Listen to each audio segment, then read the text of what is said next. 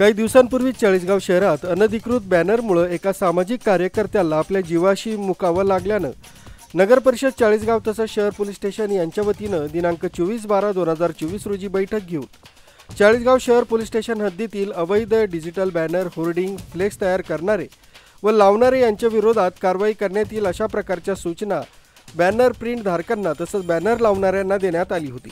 तरी देखील दिनांक 8/1/2025 रोजी बॅनर प्रिंट धारक तसंच बॅनर लावणारे हे मात्र दिलेल्या सूचनांचं उल्लंघन करत असल्याचं समोर आलंय। 2 बॅनरची परवानगी घेतली असताना लावलेली बॅनर प्रत्यक्षात 4 आहेत। या बॅनरचं लोकेशन फोटो घेण्यात आले आहेत, तर काही बॅनरचे QR कोड स्कॅन केले असता लोकेशन आणि स्कॅन यामध्ये तफावत आढळून आल्यानं यात नगरपालिका चाळीसगाव परवानगी विभाग तसंच बॅनर प्रिंट धारक यांच्यात काही संगनमत तर नाही ना, असा प्रश्न चाळीसगावकरांना पडलाय। तसंच चाळीसगाव शहरातील डिवायडरवर असलेले इलेक्ट्रिक पोल यांच्यावर देखील जाहिरातीचे पोस्टर लावण्यात आले।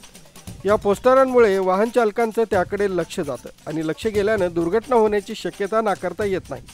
तसंच या अवैध विना परवानगी लावण्यात आलेल्या जाहिरात पोस्टर संदर्भात नगरपालिका प्रशासन काय भूमिका घेतं याकडे चाळीसगाव शहरवासियांचं लक्ष लागू नये। रवींद्र कोष्टी, कर्जा महाराष्ट्र, चाळीसगाव।